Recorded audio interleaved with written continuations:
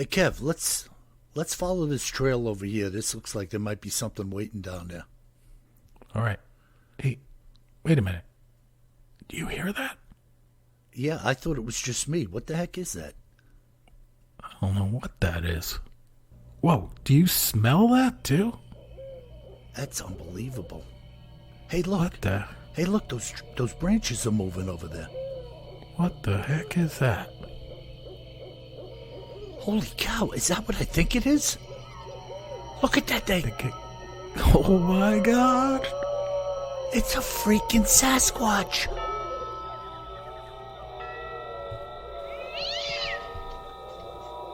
Welcome to the Bigfoot Terror in the Woods Sightings and Encounters podcast. I'm your host, W.J. Sheehan. Hello, everybody, and once again, welcome to this, our fine podcast. My name is W.J. Sheehan, and I am the author of a series of books by the same name as our podcast. And they are available at Amazon in paperback and ebook formats. I also, for your listening pleasure, have recorded to date volumes 2 through 6 in audio form, available at Audible, iTunes, and Amazon as well. And now, as I'm about to bring my brother in, well, Kev, step right in here. Hey, Bill, how's it going? Very good. You know, I was just going to once again, Kev, wish our listeners our prayers and support in this time of great turmoil with this coronavirus. And just let them know that all of us should just join together at this time. Many people know that I work in a hospital. And our hospital is jammed with patients, coronavirus. So if you think you got the heebie-jeebies, how'd you like to be in the building with a couple of hundred? Yeah, it's tough. I mean, again, all of our thoughts and prayers go out to all of you. It is a new era and not a good era. I mean, they just put us on full stay at home as of 5 o'clock tomorrow afternoon in the state of North Carolina. So it's getting a little scary. I mean, I support the separation, and staying at home, but it's definitely new territory. Yeah, and, I'd like to encourage the people with this thought. Remember, folks, this was made in China, and nothing made in China is lasting. Oh, no. So, yeah. So I heard there were no... Oh, no. Yeah. I heard there were no new cases in Wuhan over the past day or two. Yeah, it's doing better, and I was encouraged last night up your neck of the woods, where New York, of course, has more cases than any other state in the U.S. I was encouraged last night. I heard Governor Cuomo give some stats where over the last 3 days in a row, there was less hospitalizations than the prior day, or a lower hospitalization rate of those that tested positive, which that's the first good news I've heard. Yeah, and you know what? As long as we're not inviting people to hug and kiss each other and get in close quarters, more people, of course, in the hospital, we should all be wearing masks. There's still some nutheads walking around without a mask on. Don't ask me how that even happens. But if we keep abiding by these rules, I think over the short term, we're going to see this thing bury itself in the mud, and that'll be the end of it. Yeah, and I think again, the social distancing, the staying at home, sheltering in place, whatever you want to call it, it's a good thing too. It's certainly good to prevent the rate of spread of this disease, but it's also good to stop and spend some time just reflecting, rather than rushing around. Yeah, no, it's a good thing, and there was a method to this that most people don't see. I'm not going to get into it right now, but I don't think it was as accidental as you may think. And I think someone is trying to get the attention of humanity to, ease their role a little bit and pay attention to what's important in life. Yeah. So anyways, folks, we're here as icebreakers to bring a little something different into this scene. And that's going to begin with my brother and his segment, Cryptids in the News and Histories. So what do you got for us, Kev? Yeah, we're going to talk about a couple of things, a couple of Bigfoot sightings. So back to the hairy man this week. Love it. A couple of Bigfoot sightings up north of the border in Canada. So one out in Saskatchewan, and then we're going to go all the way east and all the way north up to the tip of Quebec on the eastern side of Canada. So we'll start out with what people know or may know as the Craven Bigfoot footage. And this is named after the town called Craven in Saskatchewan, and it took place in 2014. So, Bill, I don't know if you've seen this one. It's a Bigfoot walking along in the tall grass on the side of the road, and a family saw it and took video of it. Yeah, I did see it. And as far as I'm concerned, this is the real deal. I mean, this is a creepy-looking monster. I mean, mega beast. I hadn't seen this before until I was doing the research, and then I saw it a while back and thumbnailed it and said, okay, we're going to take a look at this. And you can find this footage just if you go on YouTube and look up Craven Bigfoot footage. And I will also put it on our website, BigfootTerrorInTheWoods.com. under this episode file. And when you look at it, it lasts about 11 seconds. Of course, there's probably 5 different enhancements of it as well, in addition to the original 11 seconds. But even though it's only 11 seconds or so long, it is fantastic. I mean, basically, this family is out for a drive late in the afternoon, but full and bright sunshine, kind of in the fall. And they see this creature on the left-hand side of the road walking towards them, and they stop to film it. And it's fantastic. Yeah, and there's so many things to talk about this, Kev, but it's not that the creature's just on the side of the road. This is a dirt road. Yep. And it looks like it's in the middle of nowhere. I mean, we don't know where they were coming from or where it leads, but it was like tundra, rolling tundra filled with grass and bushes and trees. And this, you could see that there's no shoulder on the road. It rolls off down deep. And this thing probably drops, I would guess, 6 or 7 feet into very tall grass right alongside this dirt road. And then it's kind of like scrub trees, that are probably, who knows, 10, 12, 14 feet high. Yeah. Kind of right up against one another, right up against this very tall grass. And, you said it's a rural place, so let's step back. So this is Craven, Saskatchewan. It's just north, like the biggest city that I could come across in Saskatchewan is a place called Regina, or Regina, I think they pronounce it. And that town is just north of the border between North Dakota and Montana in the United States. Okay. So if you think of the city Winnipeg, which is an NHL city now, home of the Winnipeg Jets, this is about a 6-hour car drive west of Winnipeg. So you are in the middle of nowhere. Yeah, border of North Dakota and Wyoming and Canada is like no man's land. Yeah, North Dakota and Montana in Canada, yeah. Middle of nowhere. So this Bigfoot, I have no doubt about it. This is a mammoth Bigfoot.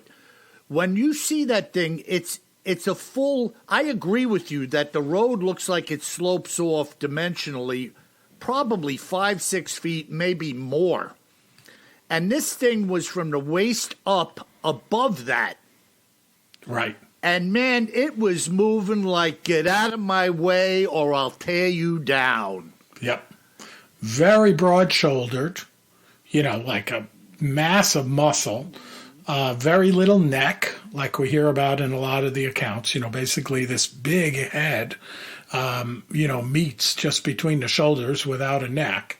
And I was blown away looking at this video over and over again. There's just something about it, kind of like you said, Bill, when you were talking about when you talk to the Secret Service guys or the FBI guys where they're training themselves to find counterfeit money years ago. Yeah. It just doesn't look fake. Yeah. There's a couple of times in it where this thing it's just like strutting along, like it could care less who's around or what's around, like I am the king.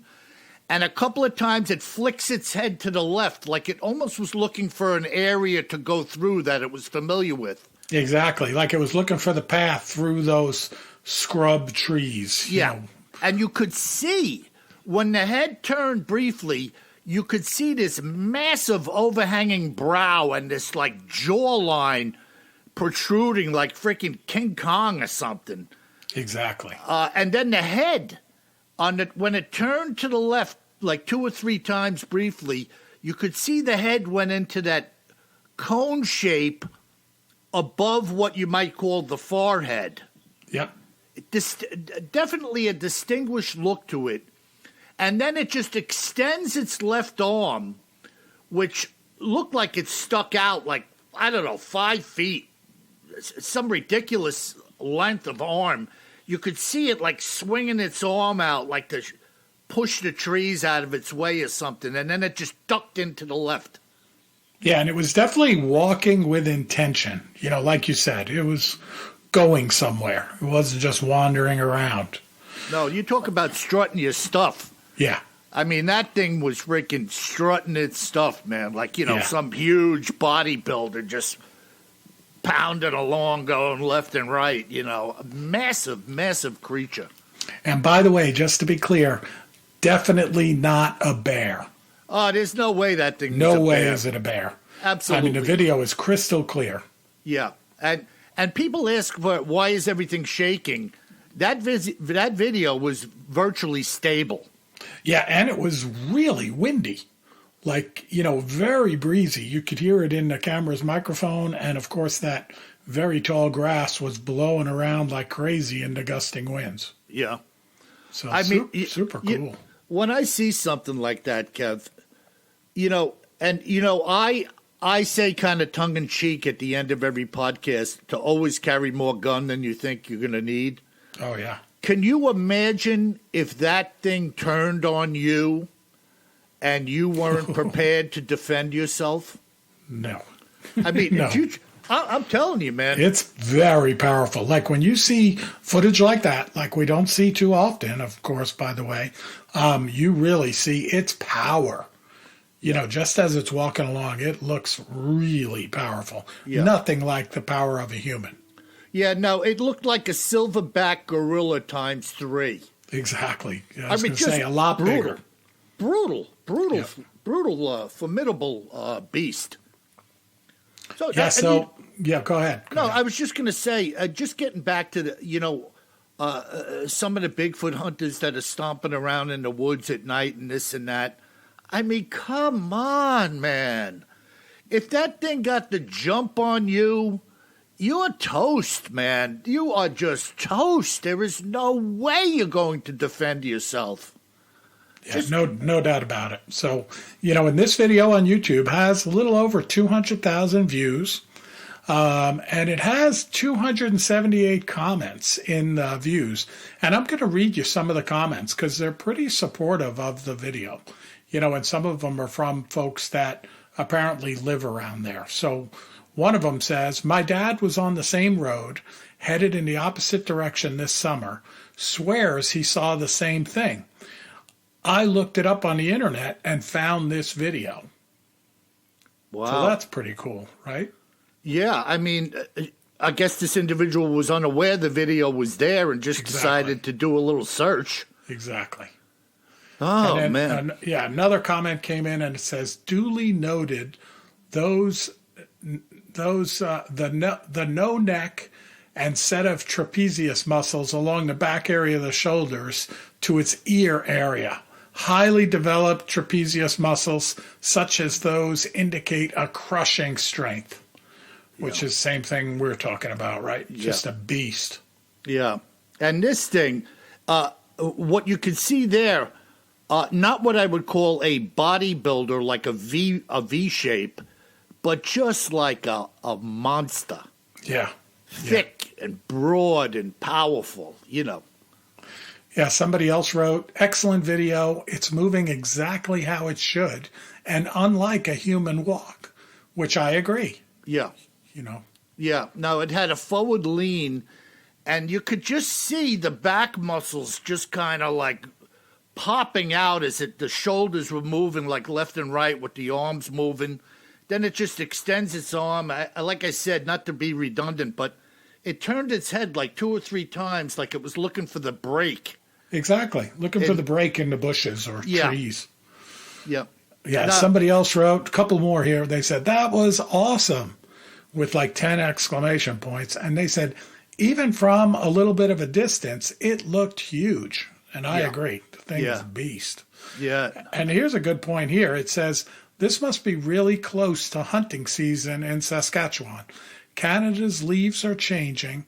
No one would be fooling around in a costume at this time. I wish I could see more Bigfoot videos caught in Saskatchewan. That's where I'm from. Wow.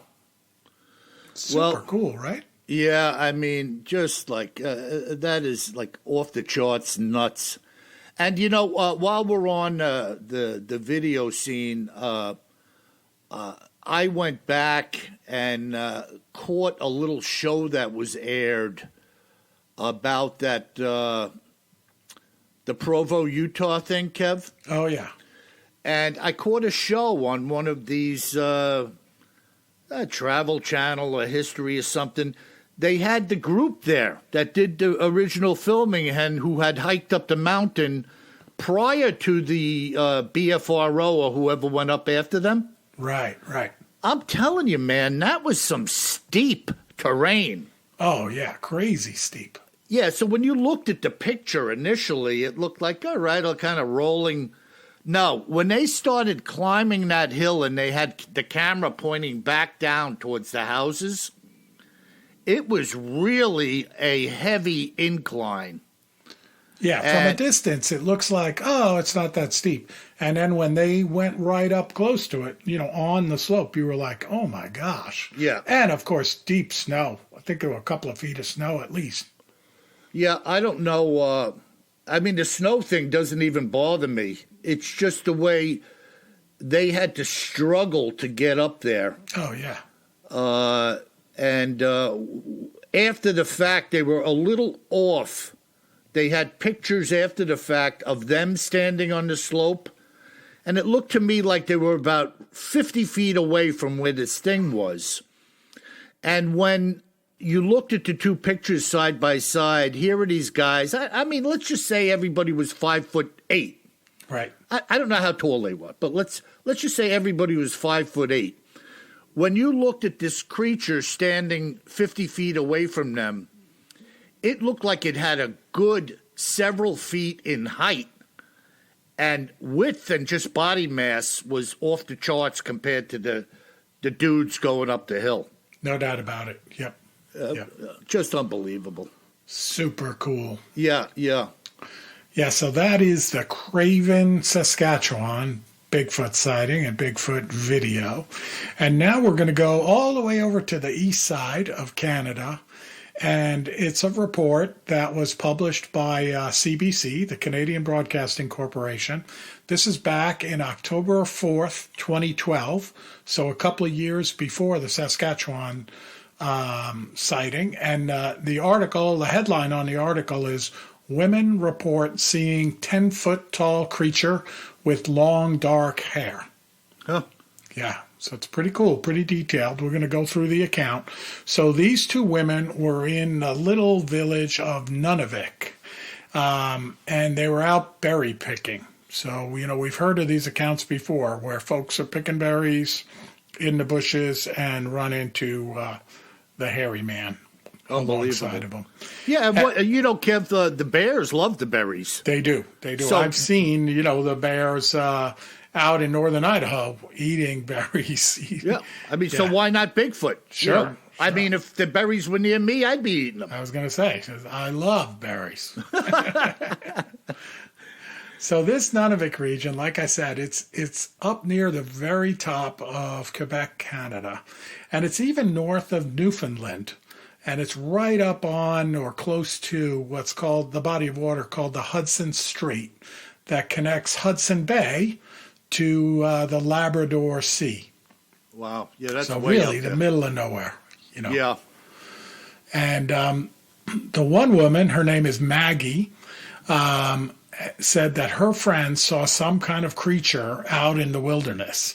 They thought it was another person picking berries at first, but then they noticed it was covered in long dark hair from head to toe. Yeah. They have some footprints of it that there's photos of, which do look like hairy man footprints with a ruler next to them, and they measure it, and they have the tape measure alongside of it at 40 centimeters in length, which is about almost 16 inches long. Wow, that's a big foot. For those of us that speak inches, so that's a big foot, as they say. Yeah, wow, holy mackerel. And this woman said it was walking upright along the side of the hill and was taking long strides. And they said occasionally it would bend down and take a couple of steps crawling as well. Boy, that's weird, maybe right? It was super steep. I don't know. Yeah, but how many times have we heard of these creatures dropping on all fours or even running on all fours? Yep. Who knows what their capabilities are, And they said we weren't sure what it was at first. Again, this is a daylight thing. They're picking berries. But we knew it wasn't a human being. It was really tall and kept coming towards our direction, and we could tell it was not a human. And she said it was about 10 to 15 feet tall, so a monster. Holy smoke. But I guess they grow them big up there. Yeah, and here you go again, though, with somebody trying to give a description of something that's just off the charts in their mind. It doesn't register. Exactly. They've never seen anything like it. Yeah, 10 or 15 feet, plus or minus 5. Yeah. Just gigantic. I mean, if you stand in the room of your house like I'm here right now, an 8-foot ceiling, something that big. So most people know what 8 foot looks like. Yeah. You stand in front of a basketball rim at 10 feet and think of something's head at that point. And then she's saying 10 or 15. Yeah. I was talking about that Tennessee tree stand incident a while ago where the guy claimed his tree stand was set in a tree at 25 feet. Right. And you remember me saying that, well, it's the same kind of thing. Like maybe it was, maybe his feet were at 20 or maybe it was at 17, whatever. But this thing was able to reach and grab the heel of his boot. Yeah. Something had to be real big and with really long arms to reach any of those heights. Yep, no doubt about it. And, the woman said the creature didn't appear vicious to them, nor did it appear interested in them. But, understandably, after they're both looking at this, they got scared. They hopped on their ATVs and headed back to the community to warn people of what they saw. Wow. So, a couple of points, Bill. One, so this is a very rural place. They're on their ATV coming out there, probably have guns to defend themselves from bear. They know what bear looks like. Up in that region, you have polar bears too roaming around, in the villages. But I want to get back to the estimate. So just to show how hard it is, right? You and I sitting there looking at this video from Saskatchewan, Craven, Saskatchewan, in the prior sighting that I talked about. I mean, how tall is that creature? I don't know, but it sure looks big. Yeah. Right? But how you can't really call it with any degree of accuracy if there's nothing to scale it against. Right.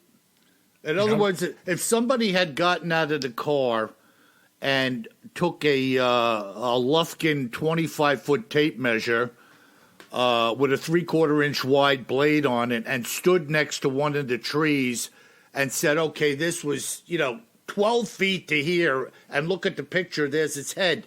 But it's unrealistic. They were lucky to even get the picture rolling for 11 Well, that's what seconds. I was going to say. Like, in a perfect world, to me, after the creature left, have someone go over there in the grass where it left, of course, heavily armed, maybe a flamethrower, too, a couple of grenades, and stand in the grass and take a picture of them in the grass. And, if you can't see them, okay.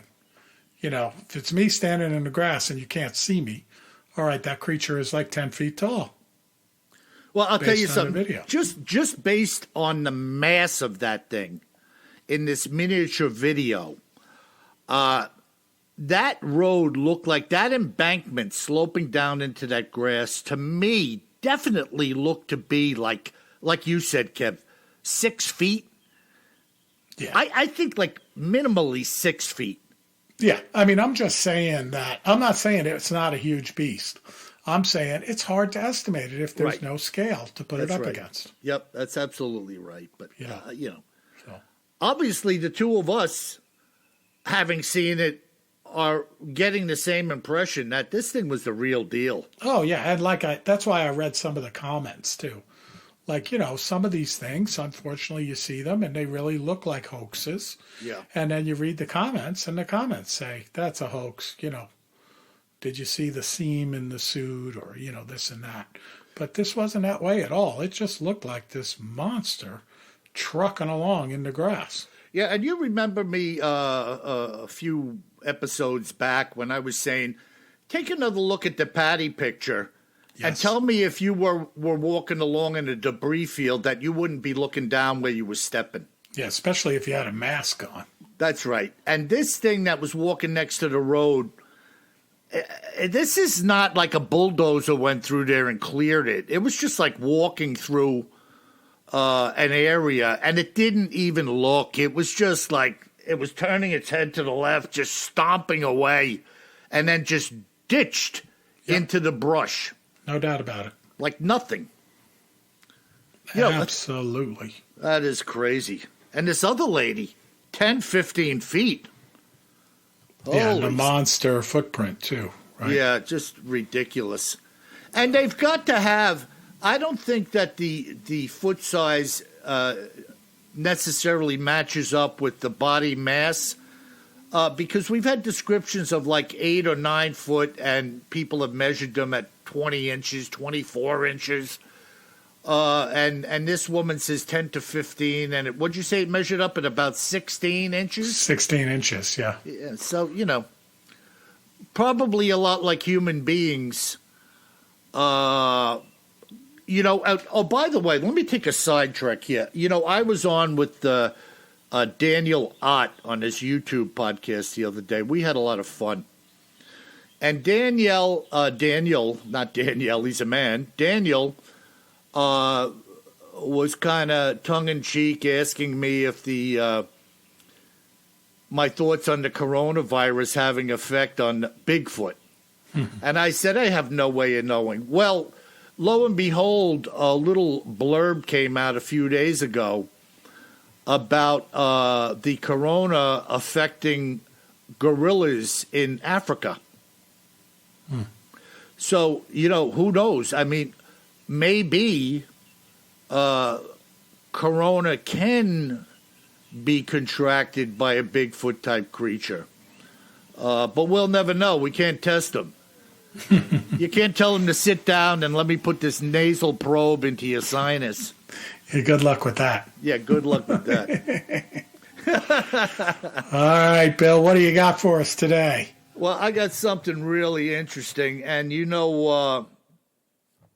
I'm always going on about how many sightings occur by or near bodies of water, whether they're rivers, streams, lakes.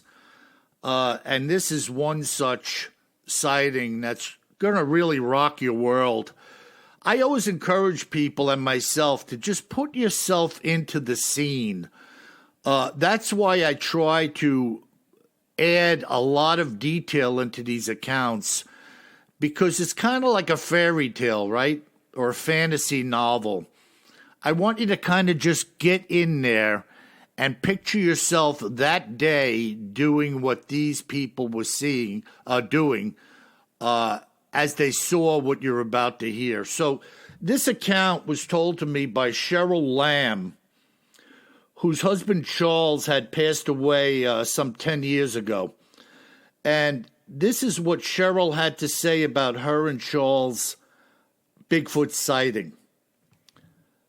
My husband and I had, for many years, made Maine, that's the state of Maine, our go-to spot for summer getaways.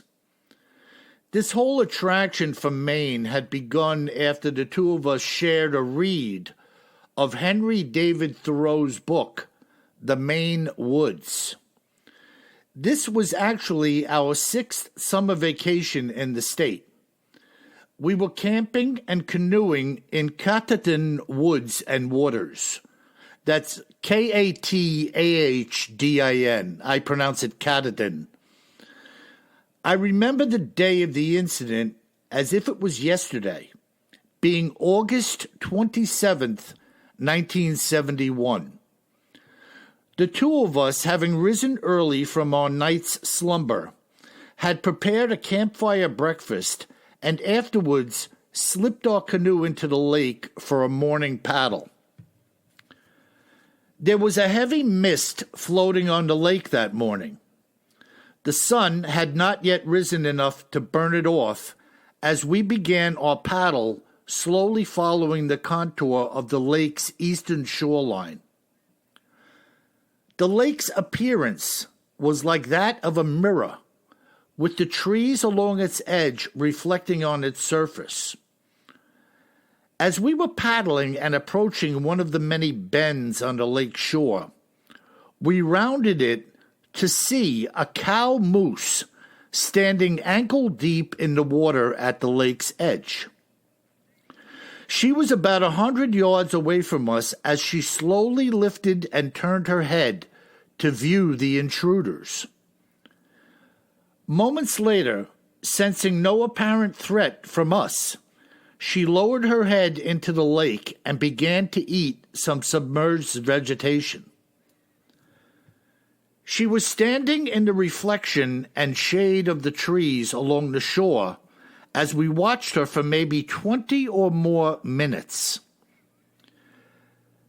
At some point, Charles whispered to me that he saw something black moving in the brush, maybe 50 feet behind this cow moose. And now both of us had our eyes fixed on the bank. We were seeing what appeared to be a lump of black fur, occasionally protruding from over the top of the brush and edging closer to where the cow was in the water. Yet she was totally unmoved by what we were seeing, apparently unaware of what was moving closer behind her. What happened next was astounding, to say the least. A creature of incredible proportions leapt out of the brush and with 2 large strides was on the moose, smashing her down headlong into the shallows. She had barely turned her head when the beast prevailed upon her.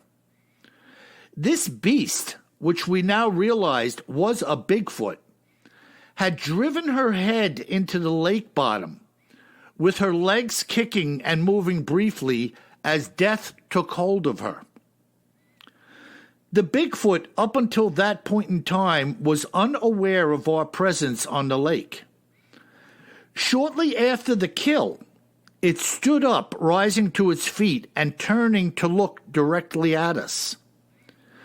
The water in which we sat was only about 2 feet deep, and the spot in which the beast stood,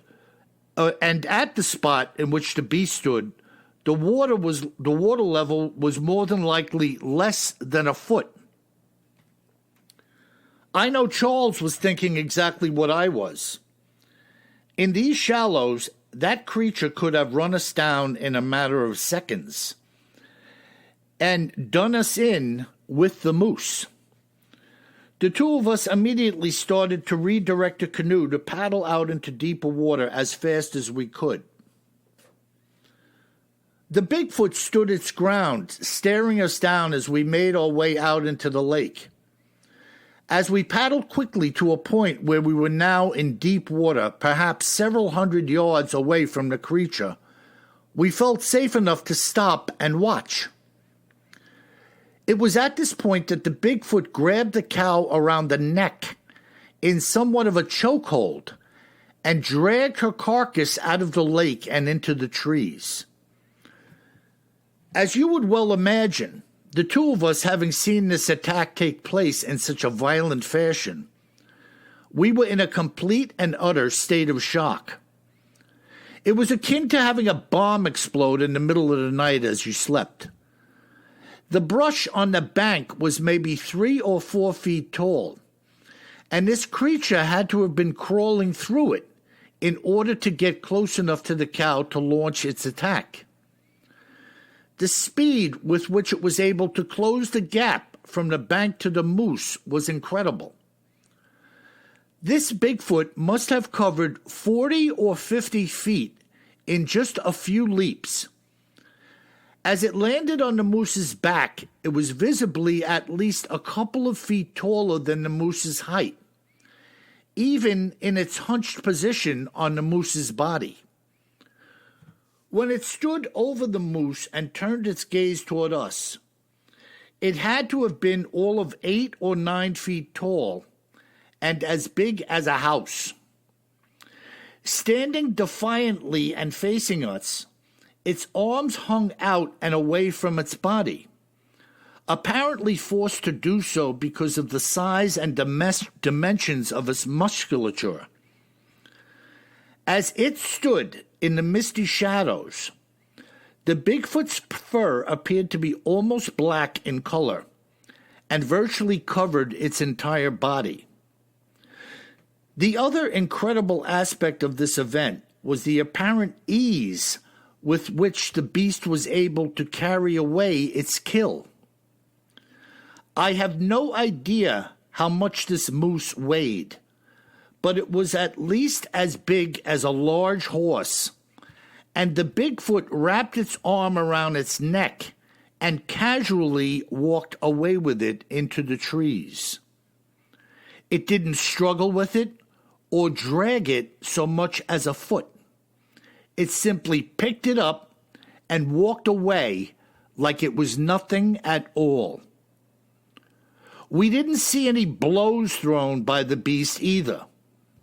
It seemed to just drive the cow's head into the lake bottom in somewhat of a chokehold, and it was all over and done with rather quickly.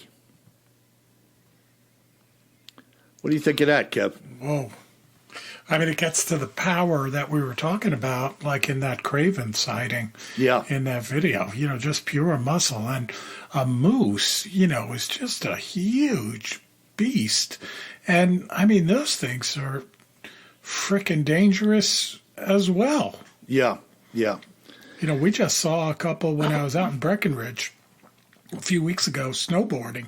We saw a couple one night walking down the edge of the road in the snow. And, we went out for a little walk and saw them. And it was like, holy crap, like, you got to get away from those things. They'll kill you. Yeah, no doubt about it. And getting back, it's funny that we saw the Craven image as we're talking about this today. Yeah. Picture that monster running a quick charge on something and just grabbing it and just putting a half Nelson on it and wham! Yeah, I mean, it looked like, sounded like a WWF move, pick them up, slam them into the mat. Blam, try to get away from this. Yeah. And in the water and in the mud, right? Like, it's tough to move. You can imagine if you're this hairy man, with the mass that they have, to move quickly through that water, which I'm sure is covered in mud at the bottom of it. Yeah, well, it's just too the moose's real strength is in charging you, right? Right. Just like using its mass and coming at you with that bony nose, or if it's a male with that huge rack that are like 6 or 8 feet wide. I mean, they'll kill you. They're aggressive, though. Even the females, they say when they're young or around, like a lot of other, female animals in nature, they'll go after you to kill you because you might be threatening their calf. Yeah, there's no doubt about it. They're going to bust you up good. Yeah. And but the sheer power, this thing drove this thing headlong into the lake bottom, which to me was like a combination choke, maybe a neck break, and a suffocation move. Yeah. Burying the face into the water, in the mud, Can't imagine that. And up there, too, in really rural Maine, right? So freaking no man's anything land. could happen up there, yeah. Yeah, this Catadin Lake in Waters region is just like nothingness, I mean, probably beautiful as you can imagine, but try to call for help up there. Forget it. I mean, I've been watching that TV show. I don't know if you've seen it, called Maine Cabin Masters, where they kind of come in and fix up. They call them camps, but they're these little cabins on the 1,000 lakes or whatever there are in Maine. And they're really, I mean, you'd like the show. They're pretty amazing what they can do, in a couple of weeks to these cabins that are basically, some of them are 100 years old and just rotting into the ground. But most of these cabins they get to, they got to be on a horse, on ATV, they canoe across the lake to them. It's like really rural up there. Yeah, no doubt about it. Anything and everything could be running around out there, and very few people will ever have an opportunity to even run into something if it's available. No, exactly. Very quiet place. Unbelievable. Yeah, so that's the Bigfoot account from the Catadin Waters and Lake up in Maine. And once again, we have another account from the northern wilderness. And, just to reiterate, we spoke a long time ago that the amount of people in Maine is negligible at best. And the amount of real estate in Maine was the equivalent of all of New England combined and then some. So, I mean, it's really... but super rural, especially as you get away from the coast. I've been up there a bunch of times. Most of the time, you spend along the coast eating lobster and looking at the sailing ships and stuff. But once you go inland, boy, there is nothing. There's some beautiful lakes, but nothing around. Yeah, it's like you were saying about Australia, Kev, right? Everybody lives on the coast. On the edges, yep. Yeah, once you go inland, you're on your own. Yeah. Unbelievable. Just a bunch of yeah-wees. Yeah. Yeah, so that's it, bro. And really digging that Craven thing today, man. That isn't awesome. And folks, by the way, it's spelled C, like cat, Raven, like Raven with a C in front of Craven. Right. Look that up. You're going to post that on the website, I'll post it. Yep. And, kind of like, I'm craving me some Bigfoot. Andy down there with the Bigfoot gumbo as a Craven. I got a craving for some crawfish, brother. All right. You ready for some listener mail? I'm ready as I'll ever be.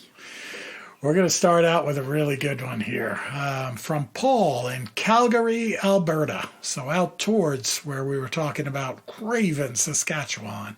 Wow. And Paul writes, I don't know if you saw that new show on the killer Yeti, but I believe you were right about the Dyatlov incident. What a creepy vibe. Great podcast, guys. Wow. Yeah, I did catch a segment of that show. Believe it or not, I actually have it DVR'd And every time I sit down to watch the whole thing, I get interrupted. But, yeah, when we spoke about that Dyatlov months ago, Kev, my impression was I thought they got done in by some kind of monster.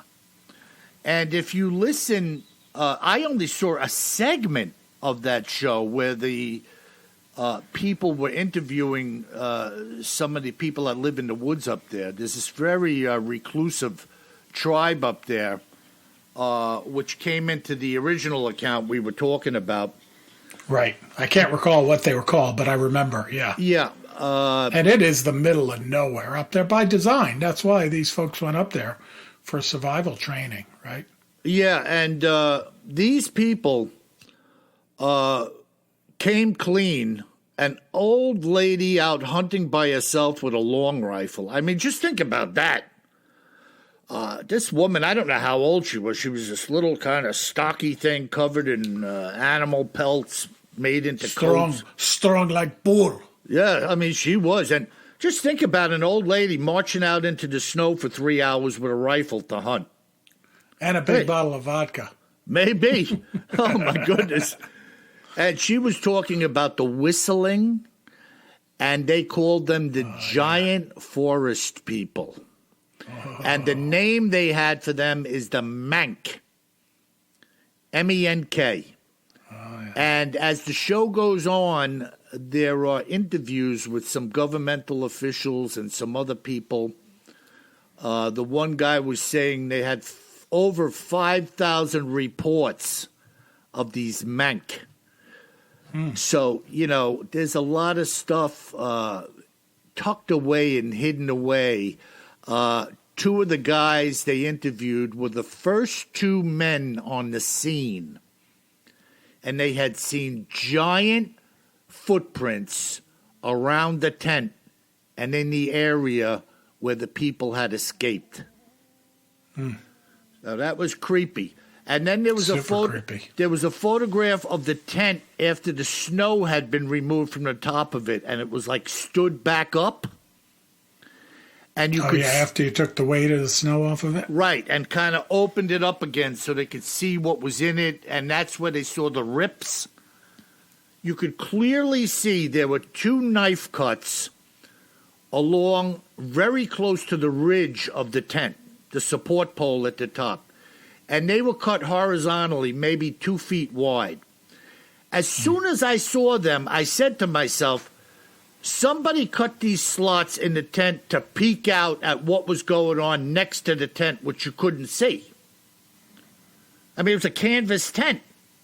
And then the other cut was made in between the two slots that were cut when they decided to tear it down the side and bolt.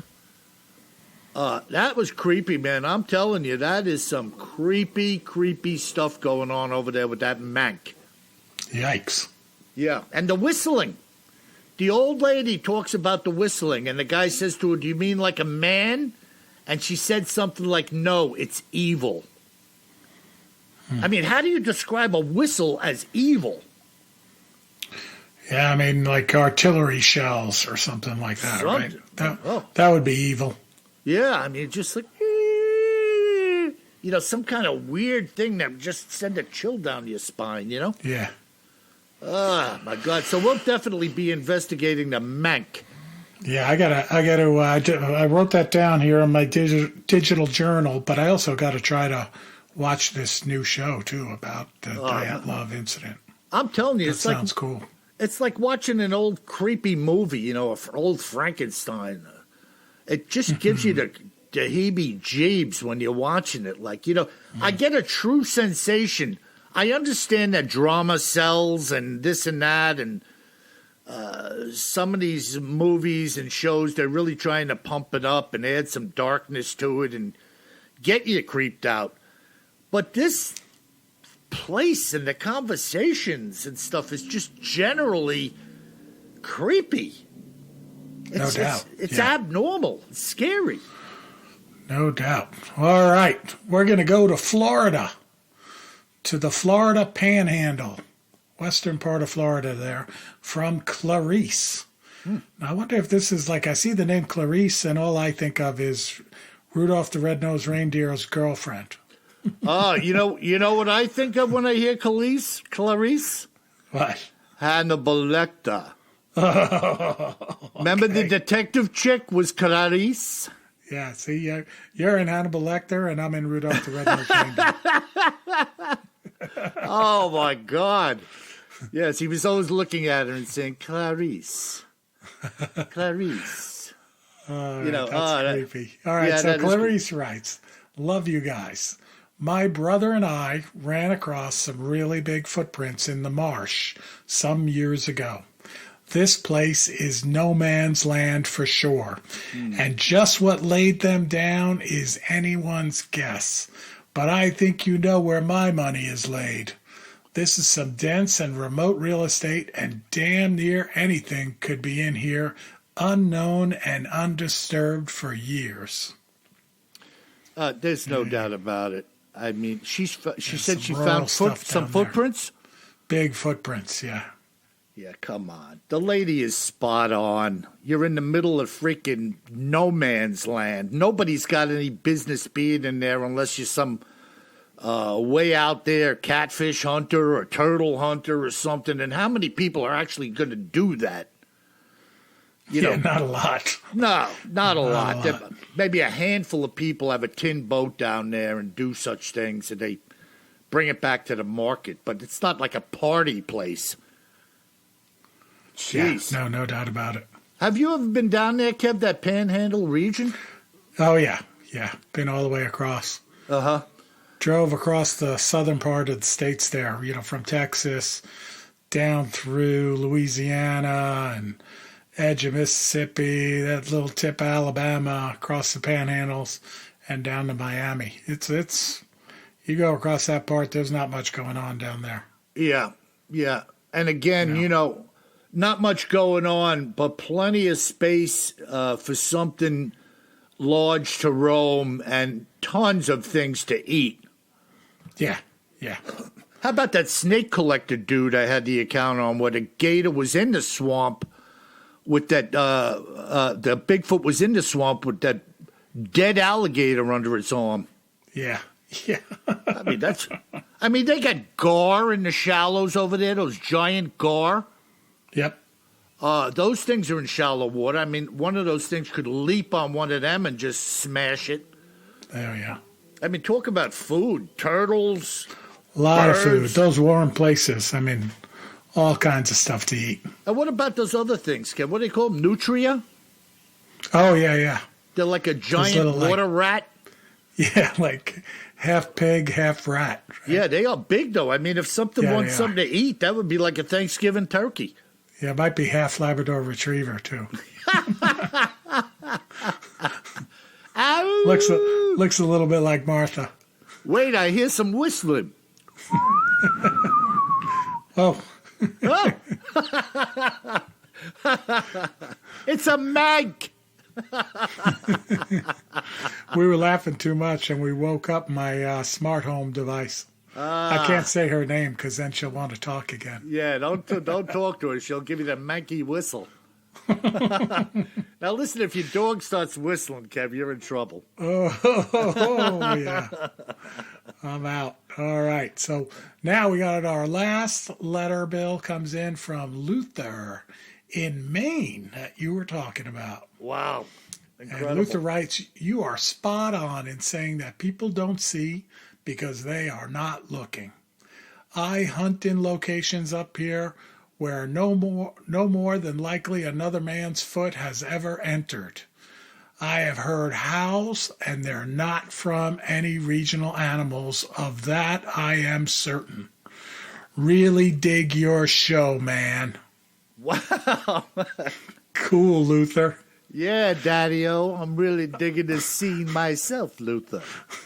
I hope you're carrying some big shells with you, Luther. Lex Luthor is my name. You're roaming around in Maine, stepping where no man has stepped before, and you're hearing howls that don't come from any regional animal.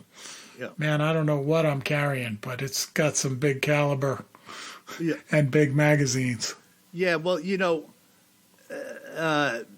the fellow whose show I was on the other night, Daniel Ott, he says to me, so are you of the notion, like many Bigfoot people, that, you wouldn't shoot one of these things? And I said, I didn't say this exactly to him, but I'm going to say it now. I said, one of these things comes at me, I'm going to introduce him to 600 grains of lead poisoning as fast as I can pull the trigger. That's what's happening over here. It's going to be bang, bang, bang, and a reload. How about this guy up in Maine, right? He knows that he's treading on ground that, like, nobody has been before. Yeah. Like walking in the wilderness, off the beaten track, nobody around for freaking miles, and he's out there hunting. And this guy gets it. And when he hears something that he doesn't recognize, he knows what is in those woods. No doubt. And he hears these howls and is immediately clued in that this is nothing known to me. Yeah, and we've listened to some similar recordings of those howls, and it is not a coyote or a wolf. Oh, my God. Kev, do you remember what episode that was where you put that howl in? No. Oh, my God. That was creepy. Oh, man, that thing just sent a chill down my spine. No doubt. Now, connect that howl to that beast in the Craven thing. Yeah. Oh, my God. I mean, it's just like Godzilla. Boom, boom, boom, boom, boom. Oh, my God, man. Yeah, hi, I'm here to do a little gift trading with you. You take my marble and give me a fish. Perfect. Bye now. Not. Oh, boy. Yeah. All right, Bill. God. Well, that's what we have this week. Great mail, great accounts, and really, again, folks, we want you all to be safe in this era of COVID-19, what some people call the new normal, but they can have it. I don't want this to be the new normal. But we all got to take care of one another. We got to do some good, strong social distancing. Don't fall into peer pressure of getting together with your friends. Keep them all 6 feet apart.